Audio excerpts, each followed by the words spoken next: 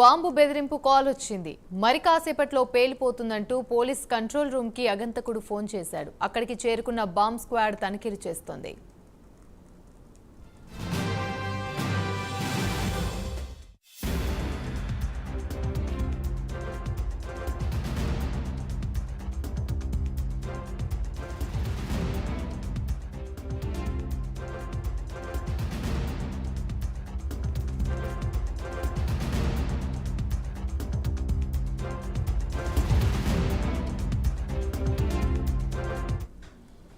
ప్రజాభవన్ కు బాంబు బెదిరింపు కాల్ వచ్చింది. మరి కాసేపట్లో పేలిపోతుందంటూ పోలీస్ కంట్రోల్ రూమ్ కి అగంతకుడు ఫోన్ చేశాడు.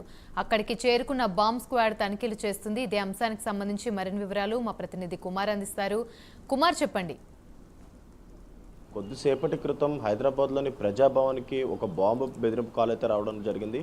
ఈ బాంబు బెదిరింపు కాల్ రావడంతో ఒక్కసారిగా అందరూ ఏదైతే సంచలనం సృష్టించింది. ముఖ్యంగా ఏదైతే పోలీస్ కంట్రోల్ రూమ్కి ఒక అగంతకుడు ఫోన్ చేసి ప్రజాభవన్లో బాంబు పెట్టారంటూ, అలాగే మరి కొద్దిసేపట్లో ఈ బాంబు పేలిపోతుందంటూ కూడా సమాచారం అయితే ఇవ్వడంతో వెంటనే అప్రమత్తమైన పోలీసులు ప్రజాభవన్లో సెక్యూరిటీ సిబ్బందికి అయితే సమాచారం ఇచ్చారు. వెంటనే బాంబ్ స్క్వాడ్ కూడా అక్కడ చేరుకొని అక్కడ ఉన్న వాళ్ళందరినీ పంపించి ముఖ్యంగా ఆ ప్రజాభవన్ మొత్తం తనిఖీ చేశారు.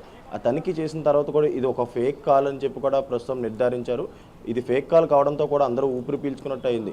ముఖ్యంగా ఏదైతే ఈ ప్రజాభవన్లోని ముఖ్యంగా గత ప్రభుత్వ బీఆర్ఎస్ హయాంలోని ప్రగతి భవన్గా ఉన్న సమయంలో ముఖ్యమంత్రి కేసీఆర్ ఇదే నివాసంలో ఉన్నారు. ఆ తర్వాత 2023 ఎన్నికల తర్వాత ఏదైతే కాంగ్రెస్ హయాంలోకి వచ్చిన తర్వాత డిప్యూటీ సీఎం బట్టి విక్రమార్క అయితే ప్రస్తుతం ఏదైతే ఈ ప్రజాభవన్లో అయితే ఉంటున్నారు. ముఖ్యంగా కేసీఆర్ ఉన్న సమయంలోని ఇందుట్లోంచే పాలన అయితే సాగించారు. ఆ తర్వాత కాంగ్రెస్ హయాం వచ్చిన తర్వాత ఇది ఒక ప్రజా దర్బార్ కింద చేసి ప్రతి మంగళవారం శుక్రవారం కూడా ఏదైతే తెలంగాణ రాష్ట్ర వ్యాప్తంగా ఉన్న ప్రజలకు కొన్ని తమకున్న అర్జీలు ఇవ్వడానికి మాత్రం ఇక్కడికైతే వస్తూ ఉంటారు. ఈ నేపథ్యంలోనే కొద్దిసేపటి క్రితమే ఒక అగంతకుడు ఫోన్ చేసి ఈ ప్రజాభవన్లోని బాంబు పెట్టామంటూ కూడా పోలీస్ కంట్రోల్ రూమ్కి సమాచారం ఇవ్వడంతో వెంటనే పోలీసులు కూడా అప్రమత్తమయ్యారు. అలాగే అక్కడ ఏదైతే అర్జీలు ఇవ్వడానికి వచ్చిన జనాలు ఎవరైతే ఉన్నారో వీళ్ళందరినీ కూడా అక్కడి నుంచి పంపించి, అలాగే అక్కడ సెక్యూరిటీ అదే ప్రజాభవన్ సెక్యూరిటీకి అయితే ఫస్ట్గా ఇన్ఫర్మేషన్ అయితే చేరవేశారు. ఆ తర్వాత బాంబ్ స్క్వాడ్ అధికారులు కూడా అక్కడికి చేరుకొని పూర్తిగా ప్రజాభవన్ మొత్తం కూడా పూర్తిగా తనిఖీ చేశారు. ఈ తనిఖీ చేసిన తర్వాత కూడా ఇది ఒక ఫేక్ కాల్ కింద ప్రస్తుతం అయితే నిర్ధారించారు. అలాగే మరొక పక్క ఏదైతే ఎవరైతే ఈ ఫేక్ కాల్ చేశారో అతను ఆచూకీ కనుక్కోవడానికి కూడా పోలీసులు అయితే ప్రస్తుతం గాలిస్తున్నారు. అతను ఎక్కడి నుంచి ఫోన్ చేశాడు అనే కోణంలో అయితే ప్రస్తుతం విచారిస్తున్నారు. యామిని. Right, thank you.